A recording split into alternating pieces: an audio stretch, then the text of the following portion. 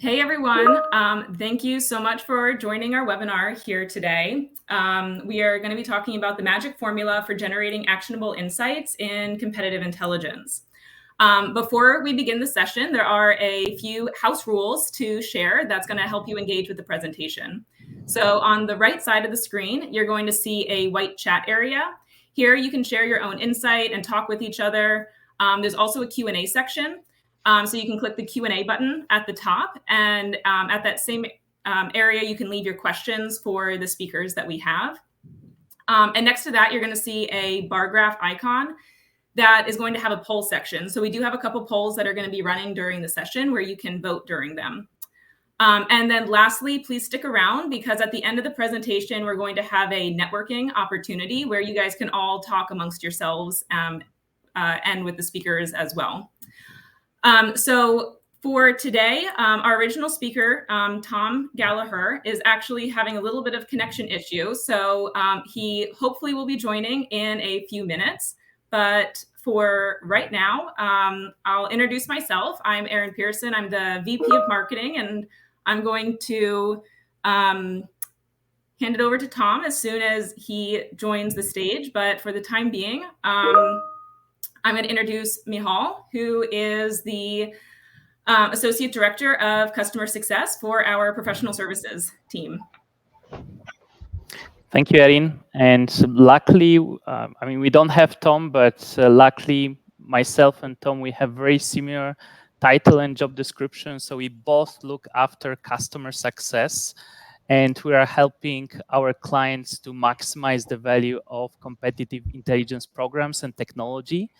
The difference between me and Tom, there are multiple differences, but in the job description, we are looking after different types of clients. So I'm working on daily basis with our professional services clients, which means that I spend lots of time with our consulting, advisory, education clients, helping them, as I said, maximize the technology that they are using for generating actionable insights. And together with us, we also have a guest speaker, Joel, who is leading the Insights team for Syngenta. Joel, over to you. Hello, everyone. Thank you for having me over with you today. So as Michelle just said, I am in charge of Agri Insider, which is the Insights First platform that we have transferred to Syngenta. I'm also working 10 years in the industry with roles in CIM IBI, and I'm today with Syngenta CP, which is an agribusiness company working in strategy and business development. Thank you, Joel. And Joel, Mel, can you hear me? Oh, yes. Tom. Hi, Tom. Yeah. All right. Hey, great. I made it in. I had to restart my laptop. That was pretty nervy stuff. So I was listening in. Similar how you introduced me. So yeah, we're remarkably similar, it seems. We made it super easy for people to see the difference. We just ringed it with a red circle. But yeah, a personal touch is required, and with the World Cup starting on Sunday, I believe, we thought let's say who we're rooting for. So I'm English with Irish heritage, but I'll be rooting for England all the way. Mihal, you'll be rooting for Poland, exactly. That's Lewandowski in the picture, of a real force of a striker up front, and Joel, France, right? You're French is in your blood. You live in France, but you work in Switzerland, right? In Basel. So here's our pre-prepared joke.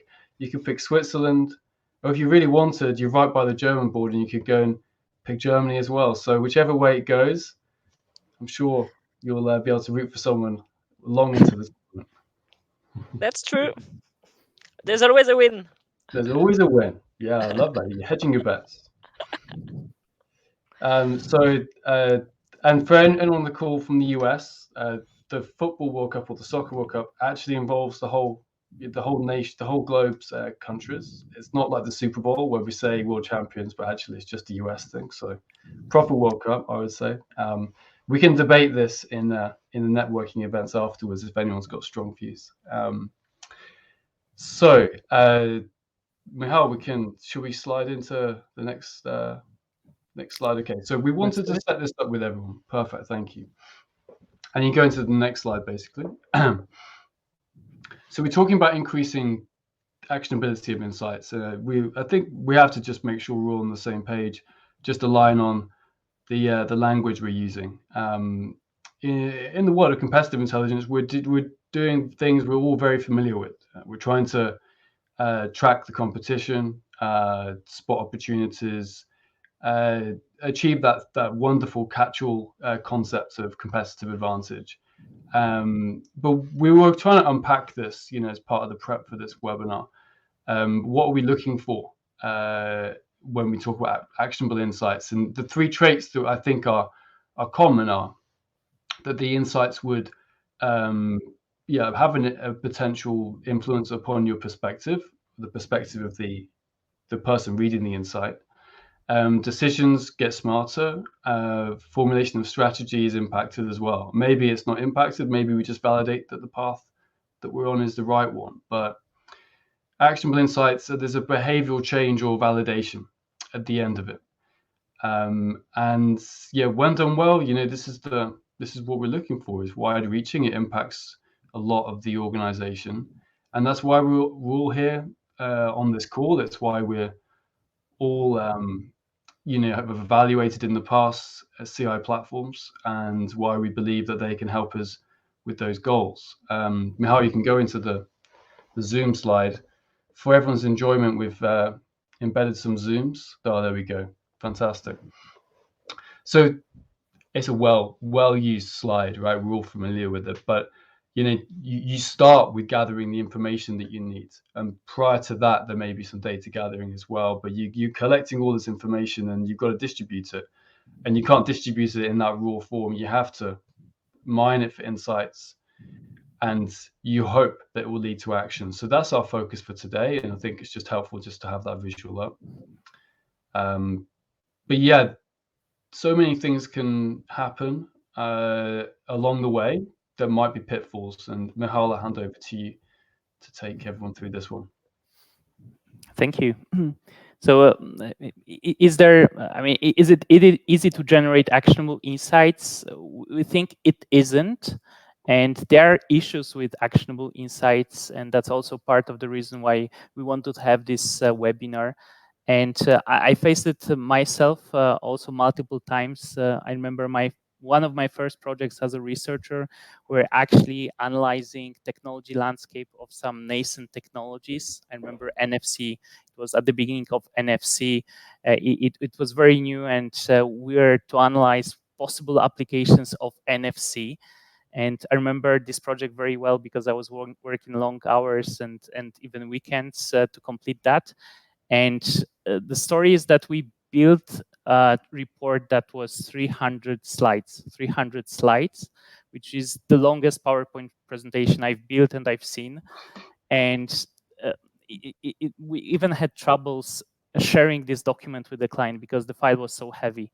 But that's not the saddest part of the story. The saddest part of the story was that this report was very far from being actionable. And what happened is actually the client didn't know how to use it, and we failed. And the failure is also representative of some of the challenges that we're seeing with actionable insights even today. So we failed to align with the client. We delivered too much information. We focused on lag indicators only. So we focused on things that tell you very little about what would happen in the future, instead of focusing on the lead indicators. And of course, we didn't communicate the insights to the client very well. And the consequence of that was that our work went in vain, and decision makers were also very confused. So with this story, it's not just that we are facing this issue, and this issue was also kind of recognized by some of the thought leaders like Forrester. They say that only 7% of organizations are advanced when it comes to their insight-driven maturity. 7% of organizations. To me, this is very little, and this is also the reason why we thought of having this webinar, to try to uncover what is actually driving those actionable insights. And we prepared this formula that Tom will going to unveil in a second. So Tom, over to you. Yeah, exactly. Thank you, Mel. So yeah, how do we beat those odds? Exactly. We've put together a framework. We'll leave it to you all to decide whether you consider this magic. It's certainly a formula. It's not even mathematical, but what it is battle tested. And I think what we want to do today is we want to give, for those of you who are Insights First clients today, we want to give you back the kind of sum of experience that we've accumulated through the last few years working with clients who are trying to build robust programs. And it kind of just, the formula happened by accident. Michal and I were brainstorming and we're saying, you know, it is, isn't it? It's about the right intelligence at the right time in the right format. And we started, after a few goes, it started to come together as a framework. And so we're pleased to be able to share this with you today. And we'll start with part one of the 5 components of this formula, which is A for alignment. That's alignment with business objectives and personas. And this is a big one. So we're starting with a big hitter because the right intelligence to needs mapping, it gets to the core of one of the key attributes of successful programs. And we have this slide, which we've just put together, is just kind of making this a bit more easy to unpack. You'd be amazed. Over the years, we've worked with customers who've begun their journey with us, really with strong assumptions about their end users' needs, but they are emphasis on the word assumption. And this is something which we're keen to work with our clients on early on. If that's the case, is that we really recommend something practical like a survey, so you can hear in your own end users' words exactly what jobs they're trying to do, how the competitive intel can help. So if you want to get started with this, then we've prepared a resource for you. And Michal, you can zoom in on the samples. These are anonymized surveys. We'll circulate them after the call. Different lengths. One focused on newsletters. You guys feel free to use them, and you can contact us if you want us to use the software functionality, survey functionality we have. Let us know if you want to use it. But these are a resource for you. But really, what we're looking for with this is, you know, let's reverse it. You know, if you haven't got the right intelligence, it doesn't really matter how well you work through the rest of the formula that we're going to go through today, because if it's the wrong intelligence, it's game over. And we've worked with clients who have struggled to answer this question, and you know, there was ambiguity about this right until the end of the relationship that we had partnering together. So it can really cast a shadow over your engagement. But if you know this, that is so powerful. It's about working out personas and then engineering the intelligence program around their needs. And if you have that kind of that lineage with your program setup, then you've got a great chance of kind of really optimizing in this area. Michal, do you want to add anything on this one? Yeah, also one of the resources we'll be sharing in this presentation, there are some classic use cases that you might be aware of. But the message we wanted to convey is that, of course, different groups and different departments would require different intelligence. So even within competitive intelligence, there might be different use cases for the strategy department, who might be more interested in market size and market shares. Versus, for example, sales departments who might be more interested in some tactical intelligence that could be packaged under battle cards. And finding out what this intelligence is, as Tom mentioned, there would be some resources that we'd be offering after the webinar. But it's really, you know, about asking the questions, and it can be survey, it can be, you know, focus group. And some of the questions we have noted down, which could be a very good base to start the conversation, would be, why do you want to know? I mean, asking stakeholders, what are the decisions that they are going to make based on the intelligence? And number 2 and 3 are what questions. So what do you want to know? What is the intelligence we should be looking for? And what do you know already? And what do you know already? This is also a very interesting question, you know, based on evaluate survey experience, we are working very often with our clients, trying to gather intelligence within the organization. So very, very commonly we are asked to interview the internal stakeholders to find out the intelligence that is already within the organization, because that's also a great source of insights. And some more tactical questions: who else needs to know? When do you need this information? And how do you want to receive it? And these are the alignments that happen at the beginning of the project. But of course, after you are done with your intelligence program, or even during this intelligence program, you need to align. There needs to be a feedback loop. So after the project, you need to also ask, what is the decision that you have made, how the intelligence assisted you. So this is actually not just one step process. This is something that needs to be done throughout. Yeah. So this is sorry, Michal. Go ahead. I didn't mean to cut you. I was just going to say, I think it's a great point you make, right? We're never done with this, the chance to recalibrate, to fine tune, to validate, it's always there. And it's a feature of all programs where you're trying to, reach an end user where there is some uncertainty about needs and changing requirements. And so absolutely, we'll touch on that again later in the call.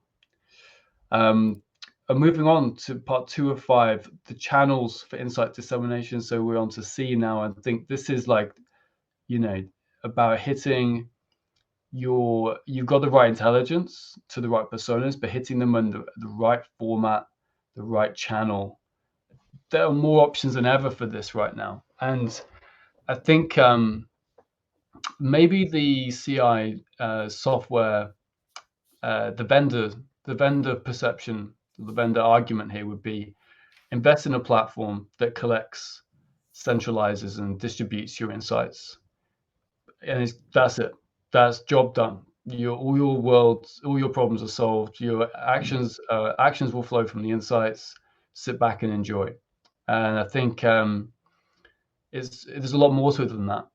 And there's real value about disseminating insights that are really not even anything to do with the platform. So we're actually taking a slightly contrary position on this call. A successful program is more than just the platform that's involved. You must have the right insights, and the platform can help with newsletters, etc. But it's also about verbal stuff, face-to-face stuff, and hang on for the discussion with Joel and Syngenza's story later, because I think that's fascinating. Really understanding that the job description of a CI/MI practitioner way wider than simply the kind of platform side of it. Of course, we all know that, but I think it's important to call that out. Michal, I know you've got some great examples here that you wanted to show people. Yeah, thanks, Tom. But maybe before that, one reflection I had is that there is also this trend, which is in line with the world that is moving faster and faster. So our attention span decreases, and also the pace at which we are making decision is increasing. So the speed of decision making is increasing every year. And based on that, the trend that we're seeing is that everyone wants to see information that would be, very crisp, easy to digest. So, hopefully those 300-page documents, it's not a standard anymore. And we prepared a couple of examples of analysis that is, very popular with some of our Insights First clients. Across different user groups. First example I wanted to show you was a heat map.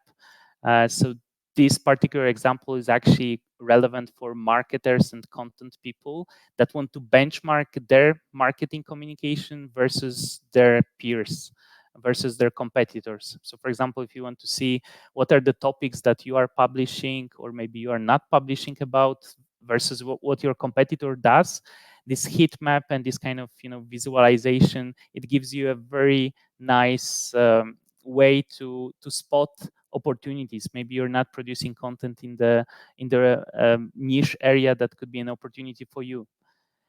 So we received some very positive feedback from our users for this kind of analysis. There is also another example of patent analysis. You can also call it white space analysis of patents. And patent is also a very nice example of lead indicators. So this is not a lag indicator. This is a lead indicator. It tells you about what is likely to happen in the future and what might be the threats that might come up to you in the future. So similar example, and this is also used by our professional services clients. So companies advising on strategy advising based on the patent analysis portfolio. And of course, we still have newsletters. Tom, if you want to share some examples of successful newsletters. Yeah, definitely. I mean, newsletters like this is a very powerful tool because we're all busy, as you're saying, right? And where do we spend all our time? We're slaves to email, and we're in our inboxes. When we're not in meetings, we're in inboxes. So, is it overly optimistic to think that people want to, make the trip to a platform proactively, review insights? We have to do more than that to keep the platform, so to keep the program itself front of mind.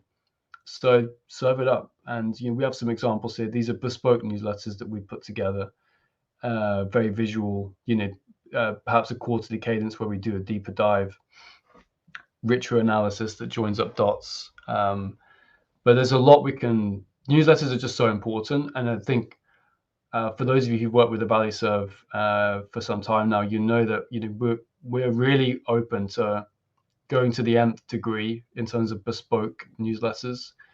We'll go with branding that works for your organization, and we can basically set up, kind of as like a quasi marketing sidearm. We can leverage any email template that you really want, any cadence.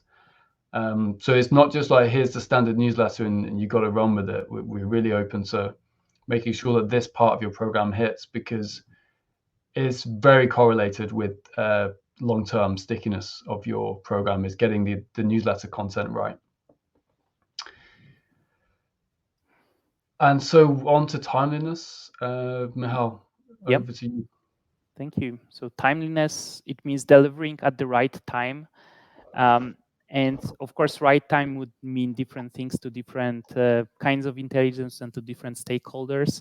But our reflection on this topic was that there are some elements that could be of great help for delivering the insights on time, and maybe also delivering in decreasing the time to insights, so to say.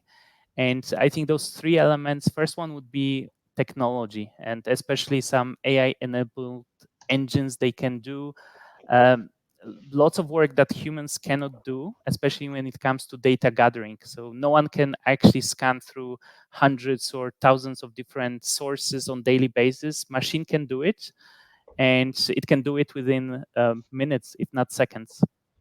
Yeah. Second trend we are seeing would be self-service model. Which is also, maybe this is the case for your teams when you have small CR or MI team delivering insights to a large organization, which is also creating lots of pressure on on CI team members. And what we're seeing in large organizations and small organizations as well is that companies want to introduce self-service model.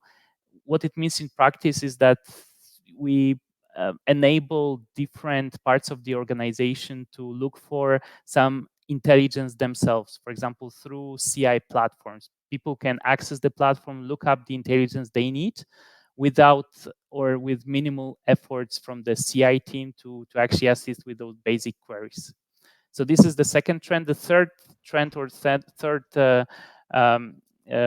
advice that we had would be focusing on quick wins or fast prototypes. So not all the intelligence that we need needs to be perfect and needs to be strategic, because the reality is that majority of the decisions we are making would be tactical in nature, and for those kind of decisions, quick and dirty analysis, stuff like battle cards, it can show ROI, it can show it can gain trust within the organization. So, we don't need to boil the ocean to deliver this kind of intelligence.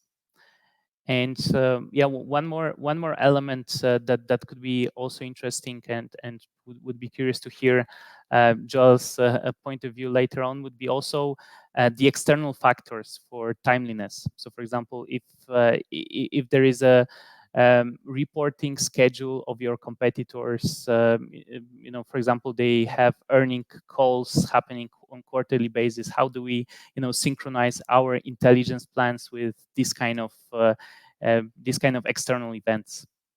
So this was T for timeliness, or for time. And the next element would be ownership. So someone needs to deliver the actionable insights, and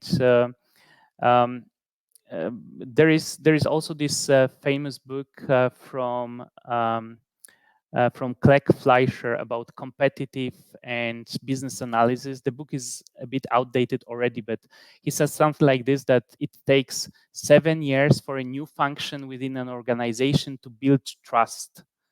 I'm saying this book is a bit outdated also because, nowadays, in 7 years, none of us would be in our roles, or majority of us would be in different roles. Maybe some of us would be in different organizations, so we don't have that much time. And I think what's critical when it comes to ownership and the CI teams would be also to relook at the job description of CI team members.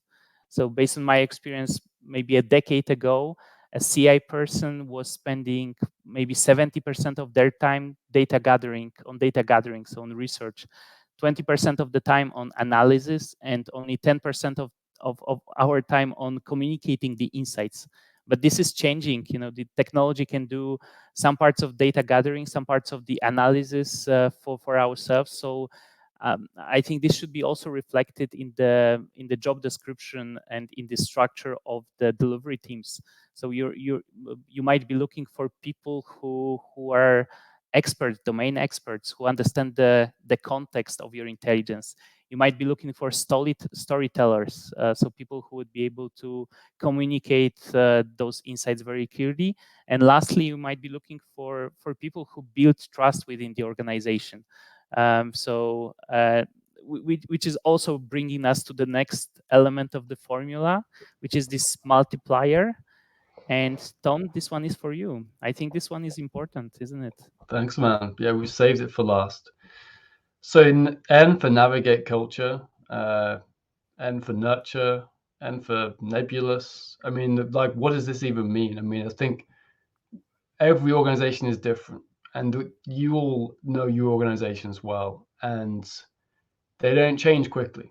So, the thing which we wanted to kind of call out was, in a scenario where you've maxed out this framework, ACTO is just a dream. But why is it still going slowly? Why is the open rate so low?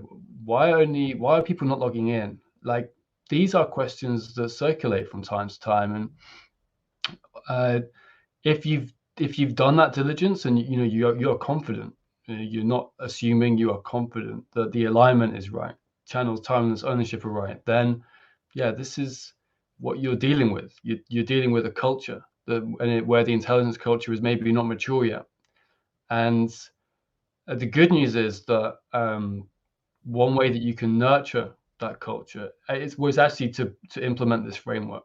And we go through all of that, and you start to think about, for example, particularly channels, finding the right channel for your people.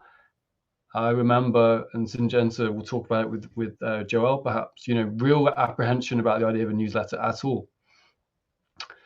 And Joel did something amazing. She built she built her community without a newsletter, and I think that's a feat in its own right. But work through the framework, and you're already starting to nurture. And it's not a one-off exercise. So reconfigure, reevaluate, repeat, etc. But again, we've got another slide to kind of summarize the takeaways here. And there's two things we're doing basically as a way to navigate your own company's culture. you need to find the right way for your org to basically reinforce value. And yeah, basically momentum is everything, and momentum can disappear when you once had it. And you can also relaunch and create it where it wasn't there. It's continuous, and it's all about awareness, excitement, and interest.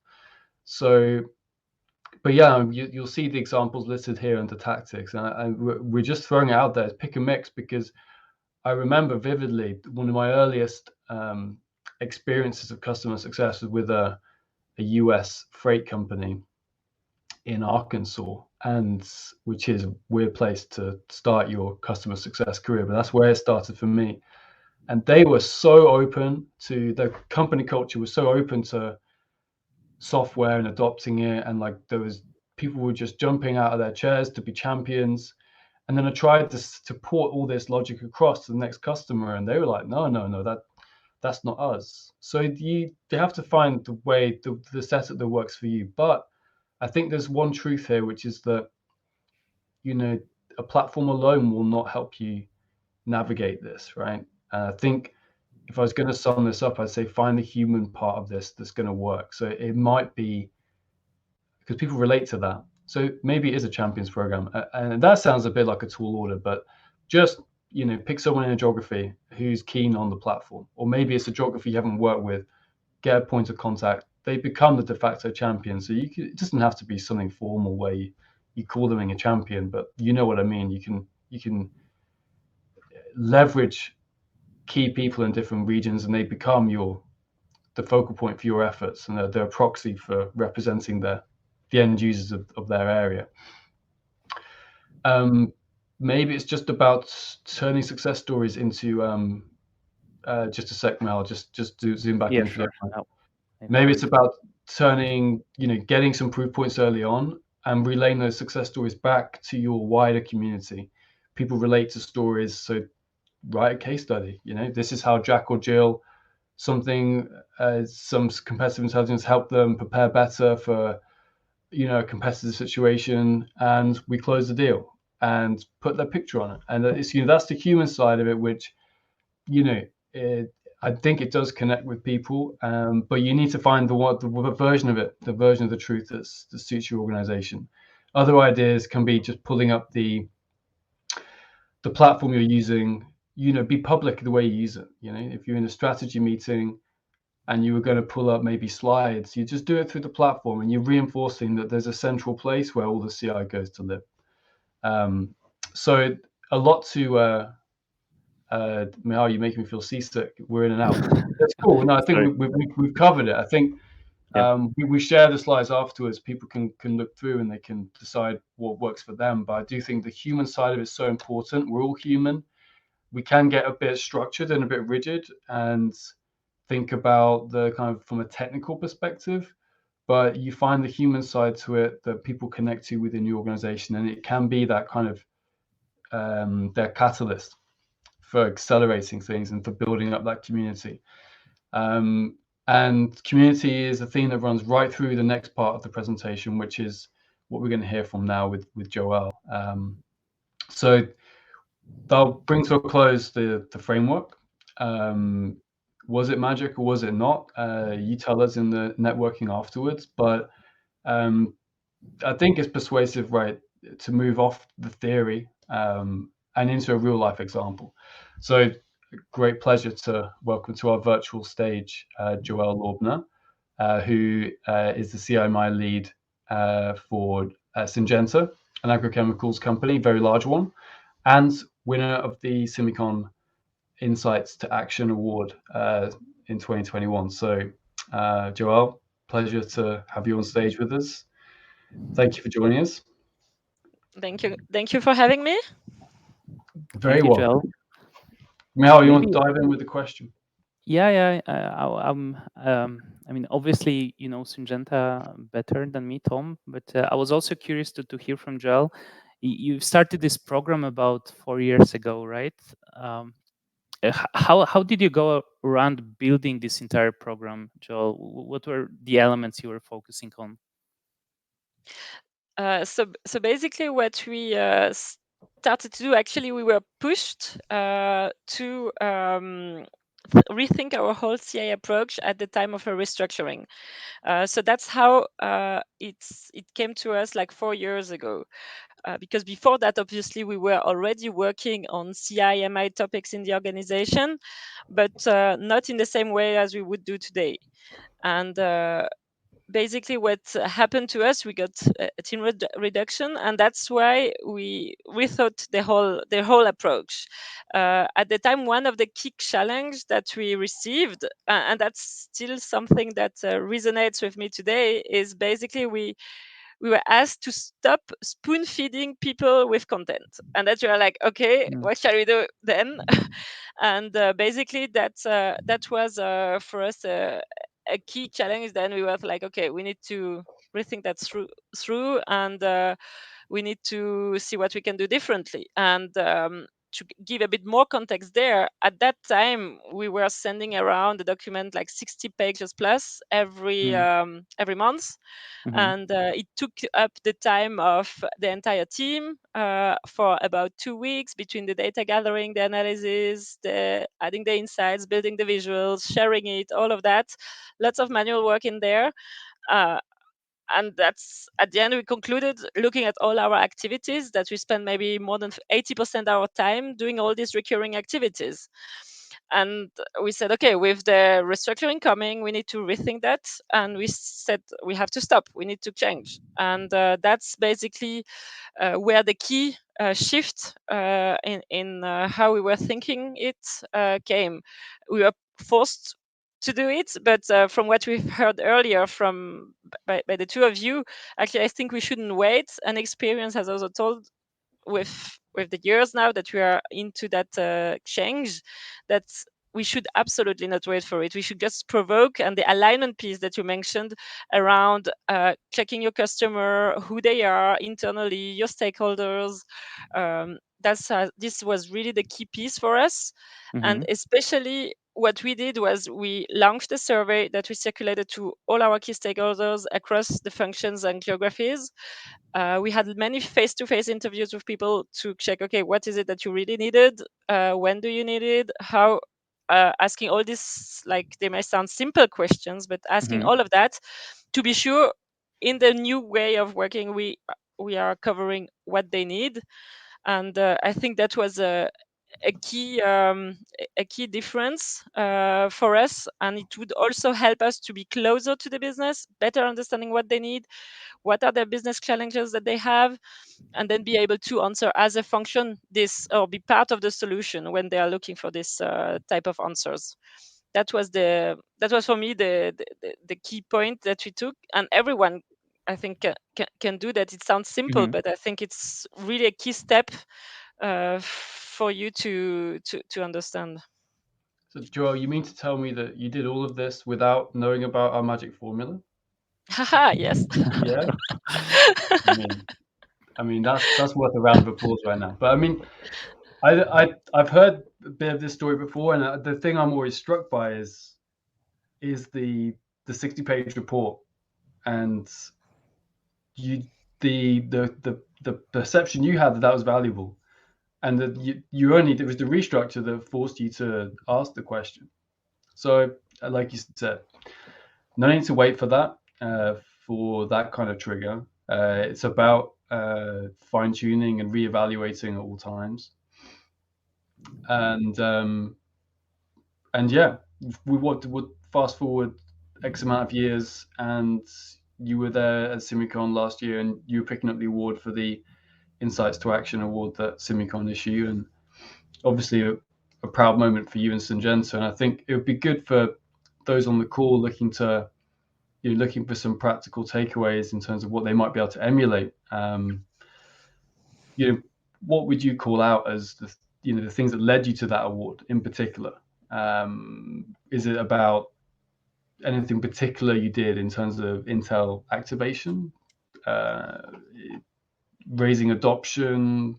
Were there any turning points? Just tell us a bit more about that story.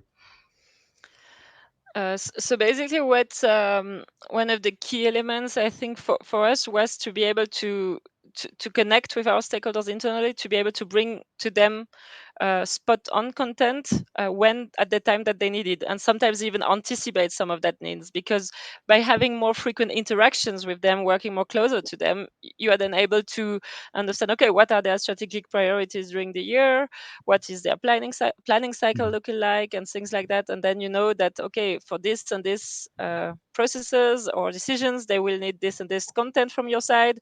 That's when you need to bring it. But instead of just sending maybe a few data points or a few Excel, you can maybe join a session with them, a workshop, be there as a brainstorming partner, or a neutral kind of I don't know, consultant or buddy, whatever, to also maybe bring some challenge, bring in the outside view as well, and so on. I think that was something that is more and more valued at our end internally, and that's something where we really try to shift also in positioning from just being a simple data provider to also bringing something more. And having the platform really helped us to free up time, because all the basic content that people would usually request from us, it was there available for them to pick up whenever they need. And then on the other hand, we had then much more time to spend with them, better understand what they need, and so on. And also you mentioned earlier what we did since, and how we are disseminating the knowledge internally, and all the things we have access to. Basically, we went for a newsletter after the award, which was something that we didn't do before, because you remember, I still had in mind this story around the spoon feeding piece, that we should stop doing that. And I was a bit reluctant to that. But then at the end, we thought, okay, if we go that way, let's ask what's needed internally. So, and basically what came out was something that was around something more quarterly, something which was reminding more people that, okay, guys, look, all of the content is there. You are going to enter the next budgeting period. Maybe you could think of this and this macro environment elements that you need to define your next steps and things like that. So we were really trying to make it targeted to what is spot on for them at the moment, top of their head, bringing always also in some topics to, like, kind of food for thought a little bit, that would enlarge a little bit what they usually are used to get from us. And then that has helped us also to always attract back some more people about, hey, by the way, we also did that analysis, and things like that. And it was very important for us to have that at the time of us working remote lately. I mean, in the past 2 years and so that was a key point.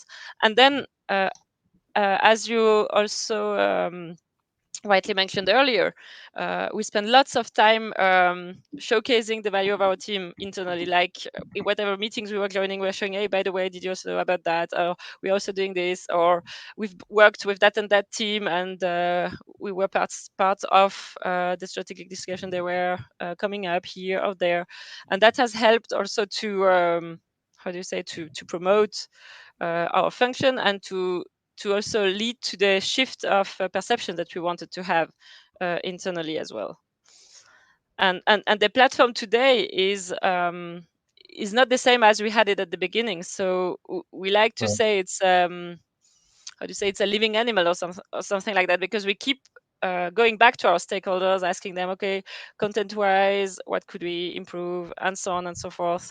Then sometimes you come in with new features, right, that we also try to adapt to make it more lively, more, and so on. So I think that continuous, not change, but that continuous checking back on what is it that's needed and versus what we can offer,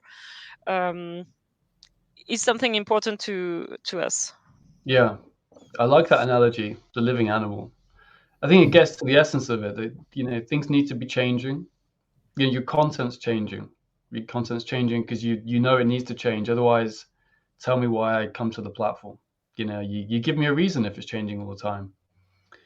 We're just talking right now about, changing the layout of your homepage for Syngenta, and that's another thing. You could just at your disposal make a cosmetic change, or change the branding, or refresh the branding. That's all configurable through the Insights First platform, and use it as a kind of a lever for them being able to reach out to people and say, hey, it looks different. Come and have a look. So it's all good stuff. Michal, we had a poll, didn't we? We wanted to run. We do. We have already started it. Maybe we can put it on the stage. Nice. So the question is about the elements of the formula. What do you think is the biggest challenge for you? Which of the elements creates you biggest headaches? We would be very curious to hear from you.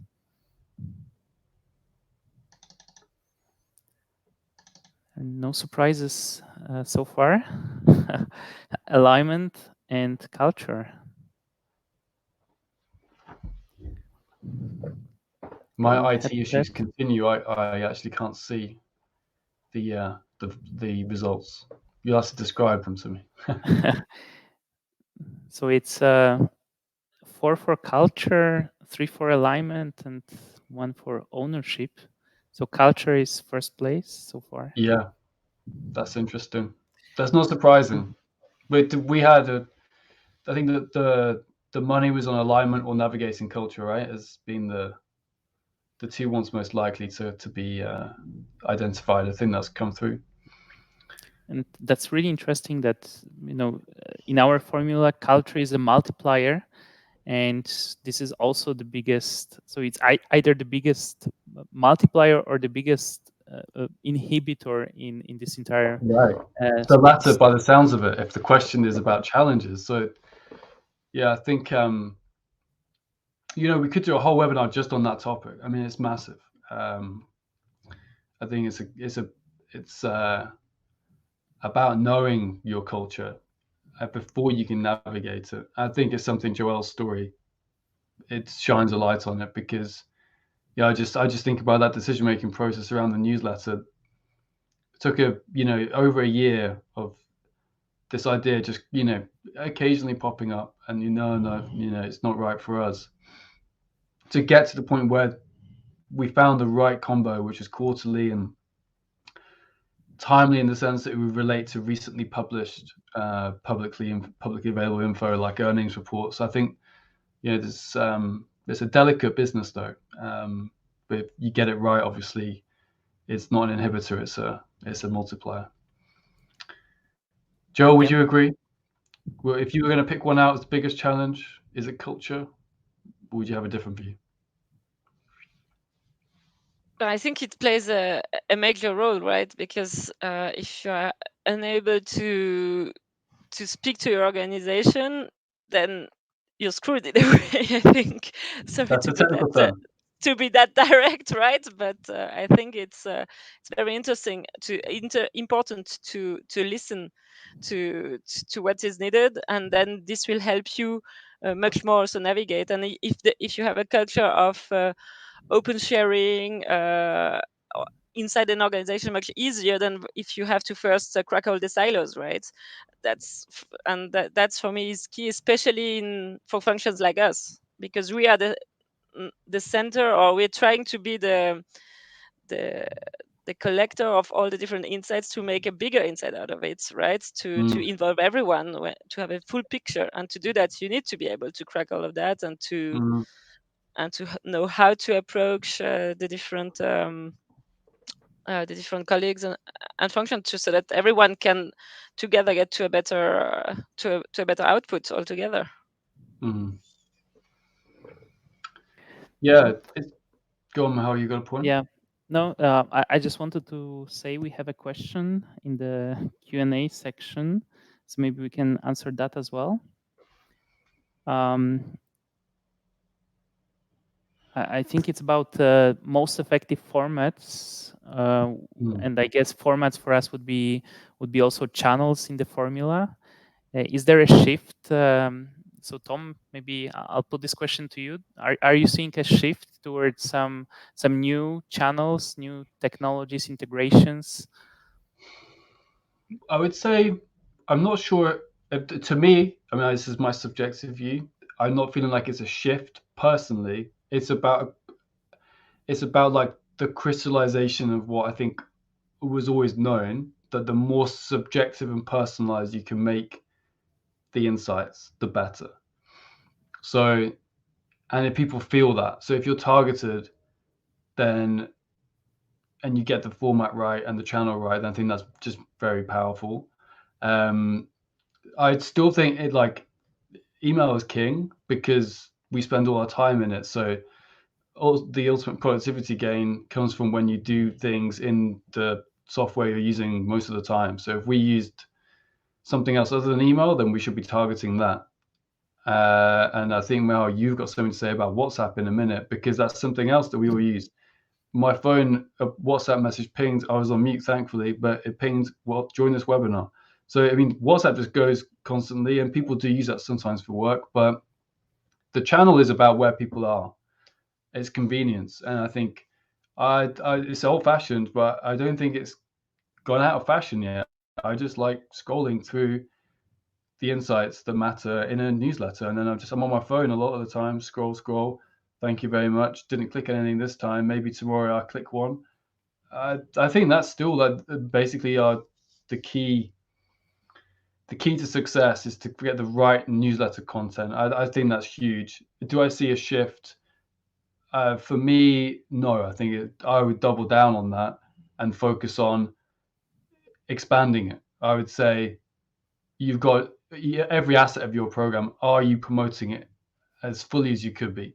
Because dissemination channels, formats, they're way to market the insights in a bite-sized way. So are we neglecting maybe we like refreshing the competitor profiles?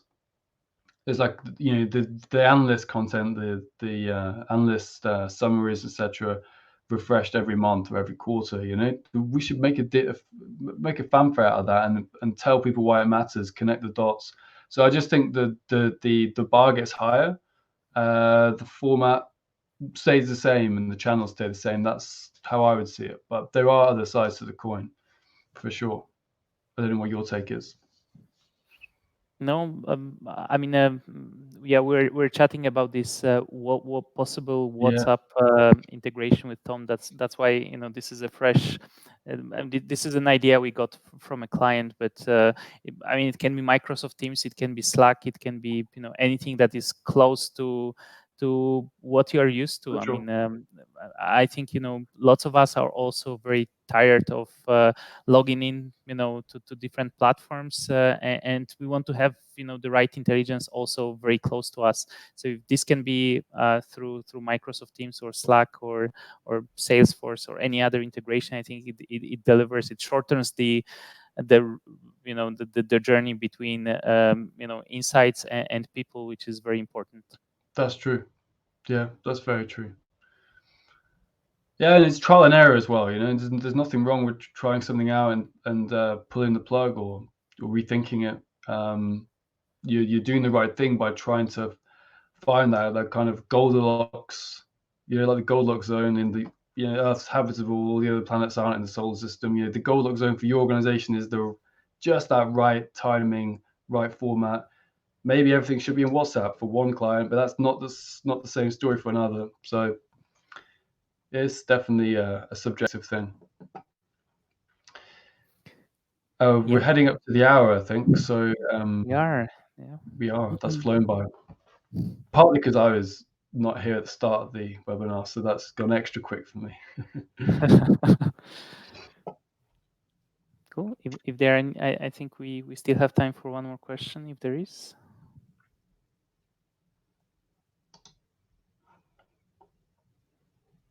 If not, you know, we're going to follow up after this call and share this. Oh, we've got a question. I'll hold that thought. From your experience, do you have examples of how competitive intelligence content lead to real reactions by leadership? Yeah, of course. Yeah. Of course we have examples. Thank goodness. I'll give you just one off the bat. MedTech client, standard CI program, and they're convinced internally they have an initiative which they're first to market with, via the continuous news tracking that we delivered through newsletters. The right person got at the right time in the right format. the insights about a competitor who was basically bringing something very similar to what they thought they had a kind of novelty regarding. They were bringing that to the market. And so that there was an immediate kind of, whoa, we're not the first. We're not going to be the first.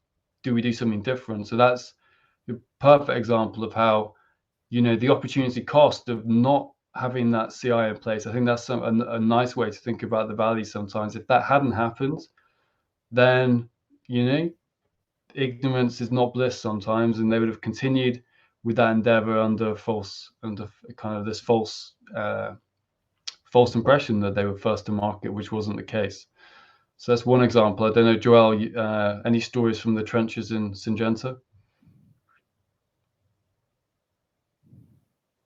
I think the example you mentioned is one that is a good one, because I mean, if you want to launch a new product in the market, obviously you want to first check what's already in there. Is there something similar? What is there that you can do differently? That are things that we can also observe at our end, being able to detect early enough what competitors might bring to the market. What are they working on? That's also something important, and inform the management accordingly. I think that's key. Yeah, I think we're up on time as we well. are. We can carry this conversation on in the networking if people are able to stay. So we should wrap this. Joel, thank you so much for coming onto the webinar today. It's so good to have you, to hear your story. I think your story is so credible and interesting, and it was really interesting to hear what you had to say. So thank you, and thank you to everyone who joined the webinar today to listen and to ask questions and participate. We'll send a follow-up after the call, make the slides available. But yeah, thank you so much for joining. It was great to have you with us. Thank you, everyone. Great having you. And I think we have networking. Not sure how it works, but I guess there would be a separate room for networking after the event. If someone wants to chat or maybe hear some more stories or some more examples, we'd be happy to share that.